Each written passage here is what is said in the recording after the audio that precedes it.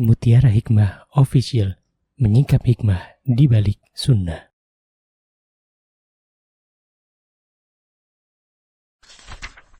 Salurkan donasi terbaik Anda untuk mendukung dakwah Mutiara Hikmah Official.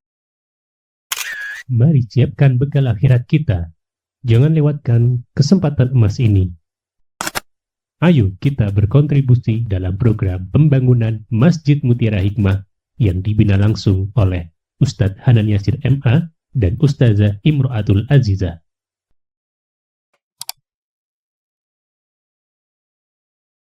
Ibu-ibu, teman-teman, jamaah Majelis Taklim Amalina yang saya cintai karena Allah, insya Allah pagi ini kita akan belajar kembali tentang sebuah kitab yang sangat penting untuk kita pelajari bersama.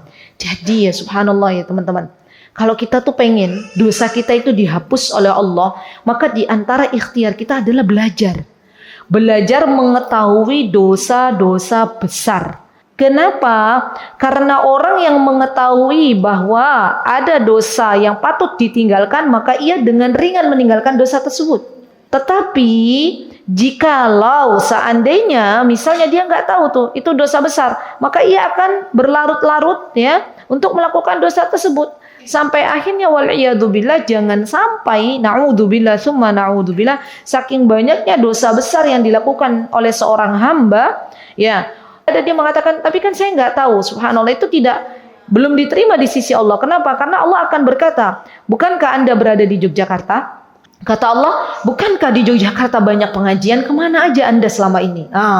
Itu hujah yang harus kita benar-benar dipegang prinsip kita itu. Ya, jangan sampai kita mengelak, ya Allah kan saya nggak tahu melakukan dosa besar, kan saya nggak tahu. Kata Allah, bagaimana kamu tidak menggunakan kesempatan yang baik ya ketika engkau berada di Yogyakarta. Ya, di Jakarta subhanallah teman-teman. Kalau kita lihat ya hari Senin ada berapa kajian, ya tinggal pilih itu, ya kan. Selasa berapa pengajian, majelis taklim, ya nggak. Rabu ini kan banyak juga. Loh, saya sama Ustaz Danan aja udah beda tempat. Ya. Satu di Maskam, satu di sini. Masya Allah, belum lagi di tempat-tempat lain. Masya Allah. Maka wajib bagi kita ya akhwati untuk datang bertolabul ilm, ya, wabil khusus tentang masalah-masalah agama kita. Dan di antara yang perlu kita ketahui adalah apa saja yang Allah dan Rasulnya larang kepada kita sehingga kita bisa menjauhinya. Baik, hari ini insya Allah kita akan belajar dari kitab Al-Kabair di poin kelima. Ya, apa itu dosa besar yang Syekh Ad-Dhahabi bicarakan di dalam poin kelima, yakni man'uz zakati. Apa itu man'uz zakat? Ketika seorang hamba tidak mau membayar zakat. Jadi Imam Ad-Dhahabi menyebutkan dosa besar kelima itu tidak mau membayar zakat. Berarti ya, ketika ada seorang hamba tidak mau membayar zakat, ini sudah masuk kategori dosa besar. Ingat ya akhwat, harta itu adalah amanah dari Allah Subhanahu wa taala. Dan ketika Allah mewajibkan kita untuk membayar zakat, maka sebelum kita membayar zakat tersebut, wajib bagi kita untuk mengilmuinya. Tolong catat baik-baik, ya. Jadi banyak di antara hamba Allah yang sepertinya dia sudah bayar zakat, tapi ternyata apa yang ia bayarkan belum sesuai dengan apa yang Allah dan Rasulnya inginkan. Pernah ibu-ibu dengar ada orang bayar zakat, bukannya dia bayar sesuai dengan ketentuan Allah dan Rasulnya, tapi dia gunakan bayar zakat itu untuk bagi-bagi THR. Jadi di hari Lebaran, mau Lebaran itu, ya ketika saatnya karyawan dapat THR itu dibagi-bagi. Ya, boleh nggak zakat itu dibagi misalnya? Dibagi boleh Mbak Rina, kan memang harus dibagi ya. Nah, kepada siapa dibagi? Kepada yang berhak. Ya, di dalam Islam itu diatur siapa yang berhak. Maka ketika ada misalnya nih karyawan, misalnya ya di akad awalnya nggak ada THR, terus dia memang eh, masuk dalam kategori fakir, masuk dalam kategori miskin, maka dia boleh mendapatkan zakat. Tetapi niatkan bahwa itu adalah zakat. Apa sih gunanya teman-teman membayar zakat itu? Di antara manfaatnya adalah menjadikan orang yang membayar zakat tahun ini kepada orang yang menerima zakat, maka hendaknya ya diharapkan di dalam Islam itu orang yang tahun ini menerima zakat, tahun depannya dia bisa menjadi muzaki. Apa itu muzaki? Muzaki adalah orang yang diberikan kesempatan oleh Allah untuk bisa membayarkan zakat. Dan yang kita bicarakan di sini adalah zakat mal. Ya, kalau zakat fitrah itu menjadi kewajiban bagi setiap hamba Allah yang beragama Islam, ya, untuk bisa membayarkan zakat fitrah. Kecuali bagi orang-orang yang dia tidak punya makanan yang bisa dimakan untuk hari ini, ya misalnya pas bersamaan dengan membayar zakat fitrah, maka dia tidak wajib membayar zakat. Tapi ini kan kondisinya tidak banyak, ya. Misalnya ada orang nih Mbak Tina, misalnya ada orang pas di malam Idul Fitri itu nggak ada yang bisa dimakan untuk besoknya, ya. Berarti dalam keadaan seperti ini nggak ada yang bisa dimakan untuk hari besok ataupun dia sudah lama nggak makan misalnya gitu ya. Maka untuk hari ini kata para ulama, untuk kejadian seperti itu kata para ulama dia gugur bayar zakat. Lah gimana dia mau bayar zakat? Dia aja nggak punya untuk bayar zakat. Ya, dan zakat fitrah ini menjadi sebuah anjuran, kewajiban untuk setiap hamba Allah yang mampu membayar zakat fitrah. Tidak ada syarat dan ketentuan sebagaimana zakat mal. Kan gitu ya? Baik. Sekarang kita belajar bagaimana dan apa saja yang ditulis oleh Imam Az-Zahabi mengenai zakat mal. Ya subhanallah ya akhwat. Banyak para thalibul ilm mengatakan udahlah, udah sering kok dengar bayar zakat itu wajib gitu ya. Tapi subhanallah, setiap kali ya teman-teman ingat ya, walaupun ilmu itu kadang kita sudah mengetahuinya sebelum kita datang ke kajian, sudah tahu itu tema itu, kajian itu sudah tahu judulnya. Subhanallah. Maka tidak mengapa kita datang kembali karena kita tidak pernah tahu kapan Allah memberikan kepada kita ilmu yang bermanfaat. Ya, jadi jangan sampai ketika kita sudah tahu, itu sudah tahu kok hukumnya gitu ya. Nah, terus kita nggak mau datang kajian. Padahal bisa jadi itu di situ Allah berikan banyak faidah gitu ya. Sehingga menjadi semangatlah kita untuk datang ke pengajian walaupun mungkin temanya sudah kita ketahui sebelumnya. Baik.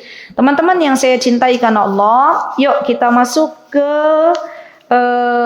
nas yang ditulis oleh Imam Az-Zahabi.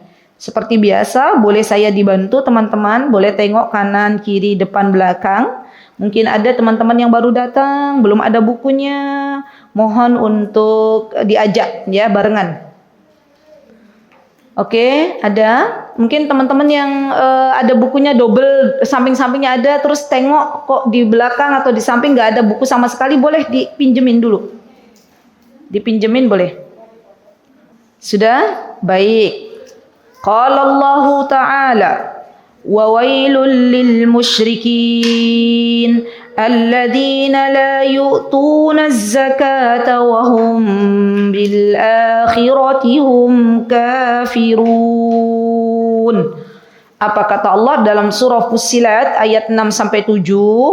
Wa wailul lil musyrikin. Celakalah orang-orang yang menyekutukan Allah Subhanahu wa ta'ala. Orang yang seperti apa? Orang yang alladzina la yu'tuna zakat. Orang-orang yang tidak mau menunaikan zakat. Ternyata di sini Allah memberikan ancaman yang keras kepada siapapun yang tidak mau menunaikan zakatnya untuk dimasukkan ke dalam wail. Kata para ulama, wail itu artinya bermacam-macam. Di antara makna yang disampaikan oleh para ulama, wail itu adalah sebuah lembah di neraka. Boleh ditulis nih pengertian wail. Wail, jadi jangan sampai ya teman-teman namain anak ya dengan wail. Kayaknya kok keren banget Ustazah gitu ya, wail gitu ya. Mungkin kayak ke Inggris-Inggrisan atau ke Arab-Araban gitu ya. Jadi namain anaknya siapa? Wail gitu ya. Jangan, itu lembah di neraka. Nah, makanya hati-hati kalau mau namain anak pakai bahasa Arab, ibu-ibu ya harus paham maknanya. Ya namain anak pakai bahasa Inggris juga harus paham maknanya. Ya kenapa? Karena di dalam orang-orang Arab tuh bilang ini, likulli ismin huwa nasib. Setiap nama yang disematkan itu dia punya nasib masing-masing sesuai dengan namanya. Subhanallah, subhanallah. Jadi kalau misalnya namanya Abdul Karim, hamba yang karim, gitu ya, hamba yang mulia, hamba yang dia itu pandai berbagi, ya. Maka harapannya hamba tersebut dijadikan oleh Allah sebagai hamba yang suka berbagi. Misalnya gitu ya. Jadi kalau punya anak hati-hati jangan dikasih nama apa Bu? Tadi Bu? Wail. Apa artinya wail? Lembah di neraka. Ada lagi yang mengatakan wail itu adalah salah satu jenis siksaan yang ada di neraka. La haula wala quwata illa billah. Wail itu salah satu jenis siksaan yang ada di dalam neraka. Wa wailul lil musyrikin. Artinya orang musyrikin ini mendapatkan jenis siksaan yang bernama wail. Di mana? Di nerakanya Allah Subhanahu wa taala. Baik, ada juga yang mengatakan wail itu gunung di neraka. Ada yang namakan lembah di neraka, ada yang mengatakan gunung di neraka. Berarti di neraka itu ada gunung, ada lembah, ya, tapi tentunya gunungnya nggak dingin, ya. Jangan kira gunung di neraka kayak gunung apa yang ada di Kaliurang, ya. Gunung di neraka itu panasnya luar biasa. Makanya jangan sampai kita ya berharap dimasukkan wal iyadzubillah ke dalam nerakanya Allah. Pasti kita nggak mampu, ibu-ibu. Ya, baik. Kemudian di sini ya disebutkan oleh Imam Ad-Dahabi setelah beliau berbicara masalah orang-orang yang tidak menunaikan ya zakat dengan menukilkan firman Allah Subhanahu wa taala di dalam surah Fussilat, maka kemudian beliau pun melanjutkan ya surah At-Taubah ayat 34 sampai 35. Apa kata Allah Subhanahu wa taala? Imam Ad-Dahabi berkata, yang menukilkan firman Allah dalam surah At-Taubah. A'udzubillahi minasyaitonirrajim. وَالَّذِينَ يَكْنِزُونَ الذَّهَبَ وَالْفِضَّةَ وَلَا يُنْفِقُونَهَا فِي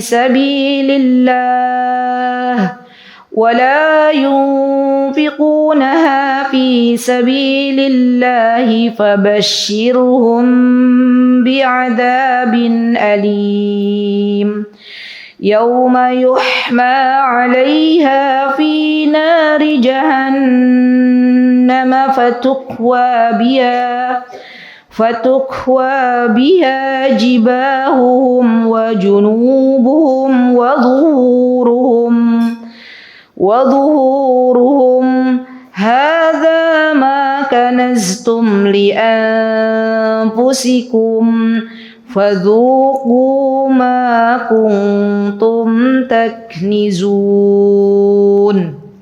Lihat ibu-ibu, yuk kita tadabburi. Semoga dengan kita mentadabburi ayat-ayat firman-firman Allah di rumahnya Allah, nama-nama kita terkenal di hadapan Allah Subhanahu wa taala.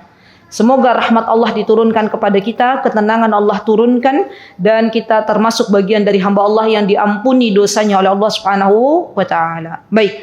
Walladzina yaknizuna adh-dhahaba wal fiddah. Orang-orang yang menyimpan emas dan perak. Ya. Pertanyaannya, zaman sekarang banyak enggak orang nyimpan emas? Banyak.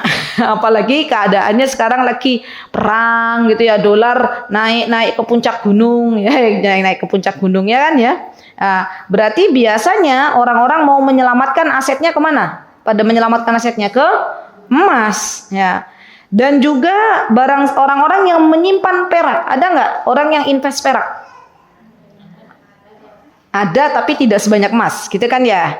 Karena biasanya perak itu harganya lebih murah daripada emas, ya. Walaupun betul sama-sama ibu-ibu yang namanya perak emas ini ya, kaidahnya begini. Emas dan perak itu akan menjadi aset yang menguntungkan untuk jangka panjang, ya.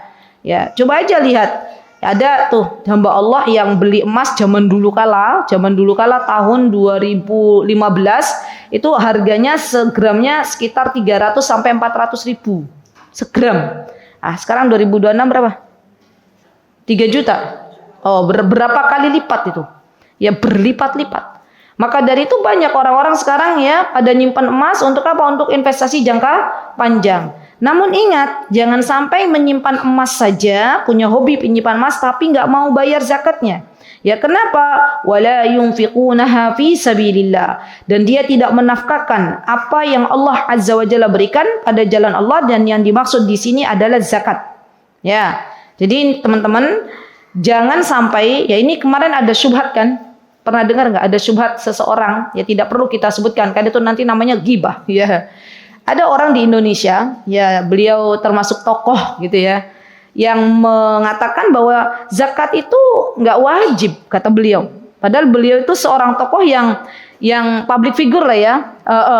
Mungkin teman-teman pernah dengar apa yang dikatakan oleh beliau. Kata beliau zakat itu nggak wajib. Buktinya apa? Kata beliau. Buktinya nih katanya di dalam surat At-Taubah Allah nggak berfirman walladzina utuz zakat, katanya di sini Allah berfirman wala yunfiqunaha fi sabilillah, dan orang-orang yang tidak menafkahkan ya hartanya di jalan Allah Subhanahu wa taala. Maka ketika beliau berdalil dengan ini, beliau mengartikan bahwa sesungguhnya ya yang diwajibkan adalah infak, bukan zakat. Beliau lupa bahwa dalam surat Fussilat Allah sudah sebutkan alladzina la yu'tunaz zakat. Berarti dalam Al-Quran kan ada juga perkataan zakat. Ya, maka kata para ulama tafsir, ibu-ibu, nah ini biar kita nggak kena syubhat. Karena fitnah itu teman-teman, fitnah itu ada dua. Ada fitnah yang ada kaitannya dengan syahwat, ada fitnah yang ada kaitannya dengan syubhat. Ya, kalau yang syahwat ini biasanya kaitannya dengan perempuan, tahta, wanita, apa tadi? Harta, tahta, wanita. Itu syahwat tuh. Ya. Syubhat itu kaitannya dengan kerancuan agama. Ya seperti tadi, seorang tokoh bilang bahwa di dalam Al-Quran nggak ada zakat, berarti zakat nggak wajib, yang ada infak, katanya gitu ya. Padahal yang dimaksud dengan wala yunfiqunaha fi sabilillah, dan tidak menginfakkan hartanya di jalan Allah, ini yang dimaksud kata para ulama tafsir adalah zakat. Ini perlu nih ibu-ibu kita tahu ilmunya. Biar apa? Biar kita nggak gampang kena syubhat. Kalau kita bacanya secara tekstual, memang artinya tidak menafkahkan harta di jalan Allah. Tapi kalau baca tafsirnya lebih dalam, maka kita akan mendapati para ulama tafsir mengartikan ayat di dalam surah Taubah ayat 34 sampai 35 dalam masalah infak ini dengan sebuah perkataan zakat. Ya, baik. Fabashshirhum bi'adzabin alim. Fabashshirhum bi'adzabin alim. Maka beritahukanlah kepada mereka bahwa mereka akan mendapat siksa yang pedih. Nah, ini nih, teman-teman. Gini. Kalau ada yang tanya, tapi kan di situ kan enggak diartikan zakat, Ustazah. Kok Ustazah bilang zakat gitu ya? Lihat, ada qarinah. Qarinah itu artinya ada di sini Allah berikan tanda bahwa di sini ada disebutkan fabashshirhum bi'adzabin alim. Orang yang nggak mau bayar ya, kalau diartikannya infak, kenapa Allah di sini menyebutkan adab? Kenapa Allah menyebutkan adab yang pedih? Padahal di dalam Al-Qur'an dan hadis ya, yang disebut sebagai dosa besar itu kalau ada kata adab, ada kata siksa. Berarti gini, sekarang izin semoga bisa dipahami. Kalau ayat ini teman-teman artinya adalah infak saja di jalan Allah, sedangkan infak itu kan anjuran, maka nggak mungkin Allah menyebutkan bi'adzabin alim, adab yang pedih. Kalau ada perkataan adab yang pedih, yang nggak bayar sesuatu, maka akan mendapatkan adab yang pedih. Biasanya ada kaitannya dengan kewajiban. Maka para ulama tafsir menyebutkan ketika Allah memberikan qarinah fabashshirhum bi'adzabin alim, maka beritahukanlah kepada orang-orang yang tidak mau membayar. Membayar apa? Membayar zakat, sebuah adab yang sangat pedih. Berarti ini menunjukkan arti di dalam wala yunfiqunaha ini artinya adalah zakat. Kan gitu. Dan di situ tuh butuh ilmu gitu loh. Jadi yang namanya belajar itu ya akhwat, ya tidak langsung kita sendiri gitu ya, belajar baca. Nah, kalau kita cuma belajar baca, ada kata-kata seperti ini nanti kita terkena syubhat. Oh iya, artinya kan infak bukan zakat. Ya. Dalam belajar kita butuh yang namanya guru. Untuk apa sih guru itu gunanya, Mbak Farah? Untuk apa Mbak Farah? Masya Allah, betul. Barakallahu fi. Untuk bisa ya membantu memahami apa yang ada di dalam ayat-ayat Al-Quran maupun hadis-hadis Rasulullah Sallallahu Alaihi Wasallam. Sudah ya, berarti ini artinya apa tadi? Wala yunfiqunaha zakat. Ya. Kemudian Allah berfirman, subhanallah, di sini ada ya Allah ngeri banget ya. Bayangkan ya teman-teman. Semoga Allah jauhkan kita semuanya dari keadaan seperti ini. Yauma yuhma 'alaiha fi nari jahannam. La haula wala quwata illa billah. Pada hari dipanaskan emas dan perak itu ke dalam neraka jahanam. Jadi emas yang dulu disimpan-simpan, perak yang dulu disimpan-simpan dipanaskan oleh Allah di dalam api neraka. Ya, bayangin ya teman-teman. Apa yang dilakukan oleh Allah Azza wa Jalla? Fatukwa biha jibahuhum wa junubuhum wa dhuhuruhum. Lalu disetrika dengannya, dengan emas yang sudah dilelehkan itu, dengan perak yang sudah dilelehkan itu, apa yang disetrika? Apa yang disetrika anggota badannya? Dahinya, lambungnya, punggungnya. Lalu dikatakan kepada mereka yang tidak mau membayar zakat, hadza ma kanaztum li anfusikum. Ini loh harta bendamu yang dulu kamu yuk simpan-simpan buatmu sendiri. Ini loh harta bendamu yang kamu dulu nggak mau bayar zakatnya. Gitu kata Allah. Gitu ya. Seakan-akan kata Allah ini loh nggak ada lagi, nggak ada manfaatnya sama sekali. Iya nggak ibu-ibu? Ya harta yang kita simpan-simpan kalau kita tidak membayarkan zakatnya, maka harta tersebut akan membahayakan diri kita. Ya. Dan harta itu ya akhwati, harta itu yang akan abadi adalah sesuatu yang diinfakkan di jalan Allah. Gimana? Iya. Harta itu kan ada 3 ya. Apa yang kita pakai, apa yang kita infakkan, maksudnya apa yang kita pakai termasuk apa yang kita makan ya. Apa yang kita makan, apa yang kita pakai. Kemudian yang kedua apa yang kita infakkan. Yang ketiga, apa yang kita tinggalkan. Udah. Ya. Berarti rezeki itu, yuk kita belajar definisi rezeki. Berarti rezeki itu adalah sesuatu yang Allah berikan kita untuk bisa menggunakannya. Allah berikan harta tersebut untuk kita bisa memakannya, menggunakannya. Itu rezeki kita yang sesungguhnya. Gitu ya. Jadi kalau misalnya yang di tabungan sekarang ibu-ibu punya emas 1 kilo, 1 kilo. Ada nggak yang punya emas 1 kilo? Itu belum tentu jadi rezekinya panjenengan. Bisa jadi kita meninggal dunia berarti emas 1 kilo yang jenengan taruh entah di mana, di brankas atau di mana lah ya. Itu rezekinya anak-anak, rezekinya ahli waris.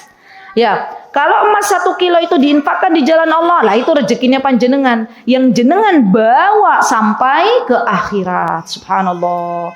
Jadi kata para ulama, kata Imam Ibnul Qayyim, rezeki yang sesungguhnya itu rezeki yang kita bawa sampai ke negeri akhirat, rezeki yang kita infakkan di jalan Allah, harta yang kita infakkan di jalan Allah. Itulah harta yang bagus, gitu ya, masya Allah. Baik. Kemudian Allah mengatakan fadzuqu ma kuntum taknizun. Ya, rasakan sekarang akibat dari apa yang kamu simpan. Jadi Allah ya mengatakan, nih, apa bahasa mungkin bahasa wong Jawa nih, rasakno gitu ya, rasakno gitu ya. Nih rasakno ya. Dulu nggak mau bayar zakat, ya sekarang rasakno gitu ya. Naudzubillah summa naudzubillah. Padahal bayar zakat dalam Islam itu berapa sih ibu-ibu? Dari emas misalnya, kan zakat itu kita harus ngerti ya, ada nasabnya, ada haul. Ini perlu di garis bawah ini. Ada nasab, ada haul. Nasab itu apa, Us? Nasab itu adalah atau biasanya kalau orang Indonesia bilangnya nasabnya udah nyampe belum? Nah, nasab itu bukan garis keturunan kalau dalam masalah zakat, tetapi batas harta. Batas harta, ya. Kalau emas, panjenengan punya emas, maka batas minimal untuk kita bisa bayar zakat, kata para ulama, adalah 84 gram. Ada juga yang mengatakan 85 gram. Ya. Kenapa, Bu? 84 atau 85. Kalau kita pengen ambil aman ya 84 gram. Ya. Dan itu ya teman-teman menjadi ya perdebatan para ulama. Apakah emas 84 itu adalah emas yang disimpan saja bentuknya batangan atau emas yang dipakai juga? Itu ada 2 pendapat. Pendapat yang pertama, para ulama mengatakan semua emas yang dia miliki, baik yang disimpan maupun yang dipakai. Jadi kalau ada nih wanita, entahlah di mana ya, ada wanita pakai Mbak Wi, misalnya pakai gelang ya berapa? 20 gram ya satu tangan, ya kanan 20 gram, kiri 20 gram, udah berapa gram? 40. Antingnya berapa gram? 5 gram, 5 gram, 10 lah ya, 10 gram, 10 gram berapa? 20. Tadi berapa? 80. Berapa tadi? 20, 20, 40. 10, 10, 60 ya. Belum cincinnya rembel ya, 10. Satu cincin 5 gram, berapa tuh? 50 gram. Ya enggak? Kan kali 10. 60 kali tambah 50 berapa? 110 misalnya ya. Jadi yang dipakai itu 110. Masya Allah, kira-kira ada nggak orang begitu? Wah, ada. Loh, di negeri mana? Konoha bukan? Bukan Konoha ya? Oh iya. Oh, benar, jangan pernah lihat tuh. Jadi pakai gelang tuh 20 gram gitu. Allahu Akbar, Allahu Akbar, Allah keroncong gitu ya. Oh, berarti mungkin lebih dari 20 gram ya Mbak ya? Subhanallah, subhanallah. Ya, subhanallah. Terus nanti kalau mau mau mandi yo jadinya nggak nyampe. Saya bisa bayangin orang pakai gelang ya keroncongan dari ujung depan sampai ujung belakang tangannya itu, ya Allah gimana ya. Ternyata ada juga, dan itu ada di negeri kita ya, Masya Allah. Nah, kata ulama yang pertama menyebutkan bahwa seluruh emas, seluruh baik yang dipakai maupun yang nggak dipakai, semuanya dizakati. Gitu ya. Zakat yang dipakai itu, zakat perhiasan tuh namanya hulli. Hulli kalau dalam bahasa Arab ya, zakat perhiasan namanya hulli. Hulli itu artinya emas perhiasan. Ya. Namun gini ya, emas perhiasan tuh punya syarat ya, berapa karatnya. Nah, harus diperhatikan. Jadi misalnya yang berapa paling tinggi berapa karat? 25? 24 ya. Kayaknya saya belum pernah dengar 25. Ada ya 25 ya? Oh, enggak ada ya. Di mana orang jual 25, 24 misalnya 24 karat. Berarti yang dijadikan patokan adalah emas yang 24 karat. Kalau dia punya 24 karat 84 gram misalnya ya. Dan ambil madhab yang pertama, para ulama yang tadi berpendapat bahwa semuanya itu dizakatin, berarti dihitung. Nanti kalau sudah 84 dikeluarkan 2,5%. Gitu ya. Baik. Pendapat yang kedua ya, dalam masalah zakat emas ini ya akhwati, yang dihitung adalah yang disimpan, bukan sesuatu yang dipakai, disimpan. Baik dari emas perhiasan maupun emas batangan. Ya, bukan emas bojo ya, bukan. Emas bojo nggak kehitung. Tahu emas bojo? Oh, Jogja kan bilangnya emas toh? Ya emas bojo bukan ya. Jadi kalau ada, Masya Allah, ya ada akhwat ya sukanya apa tuh? Sukanya ngoleksi emas misalnya gitu ya, tapi nggak mau dipakai gitu ya, dikoleksi aja gitu ya. Nah itu terus disimpan, nah itu kena tuh.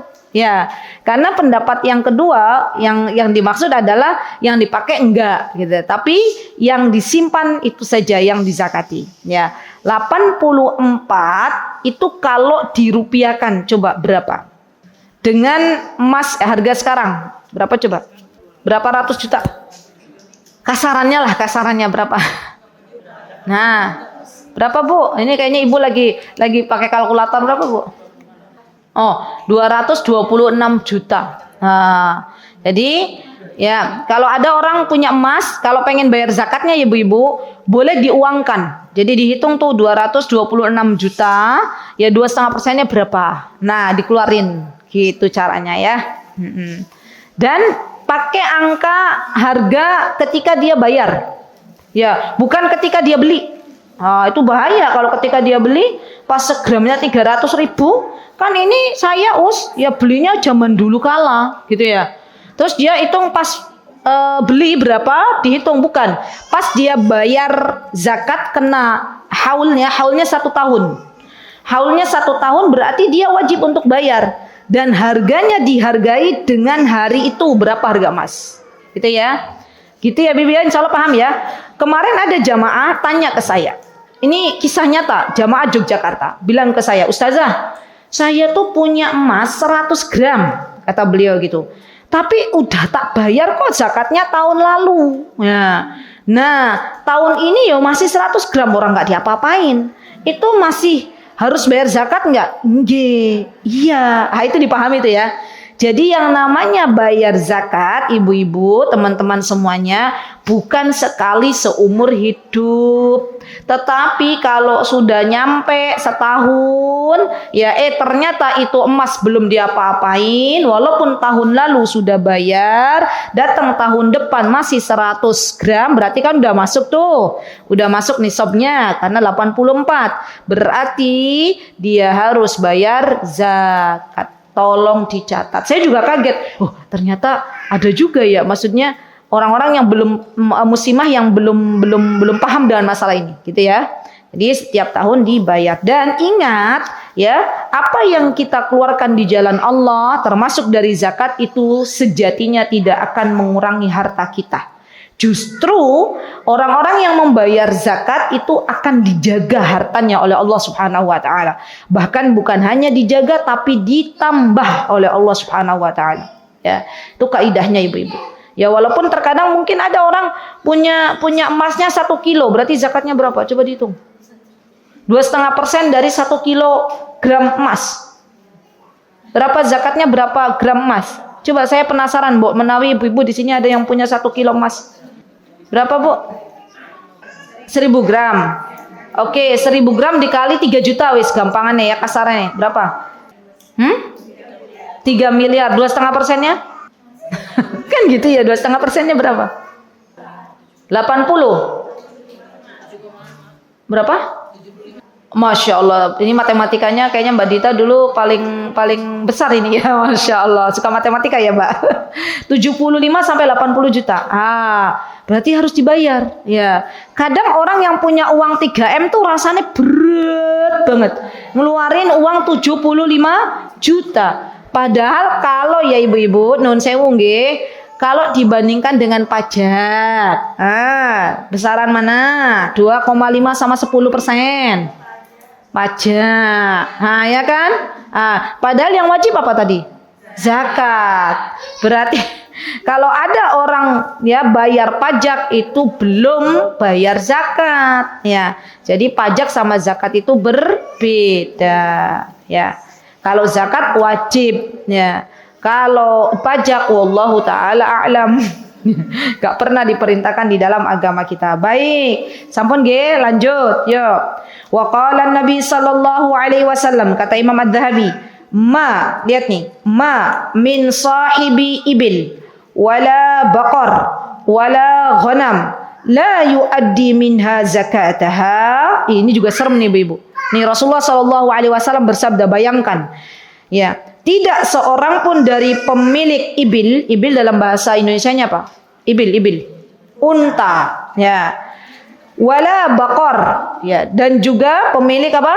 Sapi. Wala ghanam, pemilik kambing. Ketika ada yang punya unta, sapi, kambing, la yuaddi minha zakataha, tapi dia nggak mau bayar zakat. Ya, kita ambil contoh kambing saja.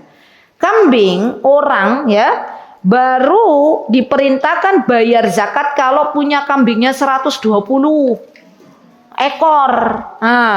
Ustazah, alhamdulillah di rumah bapak saya di Jalan Kaliurang ya, beliau punya kambing, pinten punya kambingnya Bu, di rumah bapaknya 90. Belum kena zakat. Ya padahal kayaknya kan udah banyak ya, 90 itu. Mungkin udah peternakan lumayan itu, ya. Tapi ternyata di dalam Islam itu belum mencapai nisabnya. Subhanallah. Nisabnya berapa tadi nisabnya? Nisabnya adalah 120. Subhanallah. Ya berarti kan luar biasa ya. Orang yang berzakat itu kan di dalam Islam itu orang-orang yang beruang. Tapi pajak tidak melihat itu, gitu ya. Maksudnya kalau pajak kan kayaknya diberlakukan kepada semua. Kalau Islam, subhanallah ibu-ibu, yang diperlakukan untuk membayar zakat adalah orang-orang yang memang kaya, orang-orang yang memang mampu. Ya, tadi 120 ya kambing, itu kan luar biasa ya. Nggih mboten? 120 kambing bayarnya berapa? 1. Bayarnya berapa? Atu. Ya kan Ya Allah, ringan sekali kan ibu-ibu ya, subhanallah. Tapi kalau hati seseorang terkunci, na'udzubillah. Kalau hati seseorang tamak kepada harta, untuk mengeluarkan satu kambing saja dari 120 itu beratnya luar biasa. Ya pakai hitung-hitungan, ya hitung-hitungan kalkulator. Yen, pakai bahasa Jepang lagi, yen, ya. Yen, ya.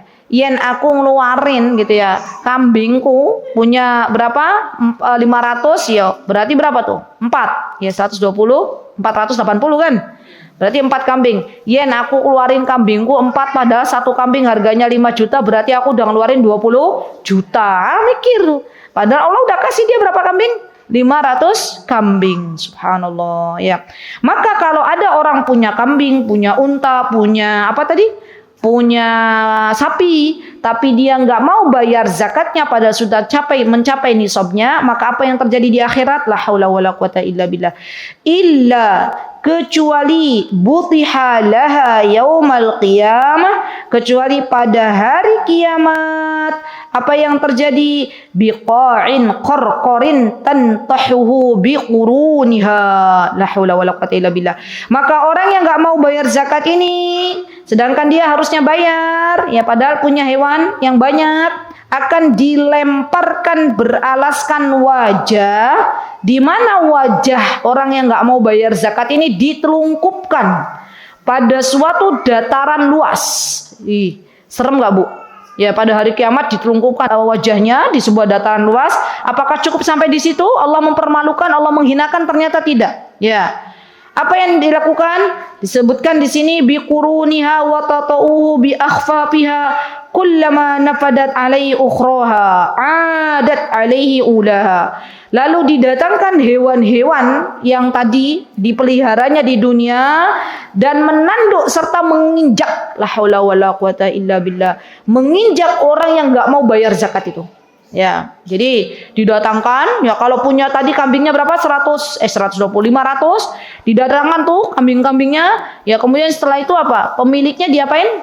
Diinjak, ya. Dan sebelum diinjak diapain? Diseruduk, bahasa Jogjanya ya, diseruduk dengan tanduknya, la haula wala quwata illa billah.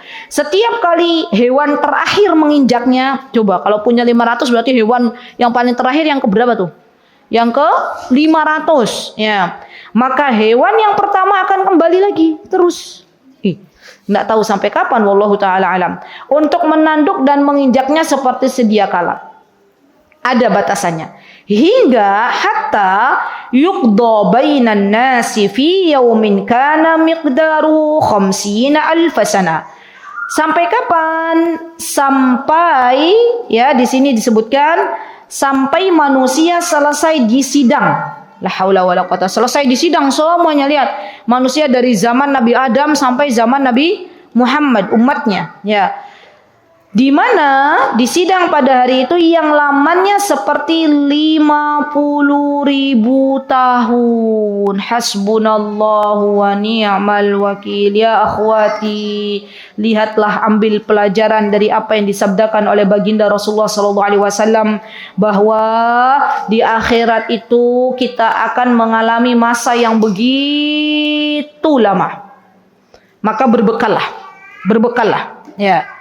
Dan jangan sampai bekal yang kita kumpulkan habis, tidak tersisa dikarenakan niat yang salah. Tolong digarisbawahi.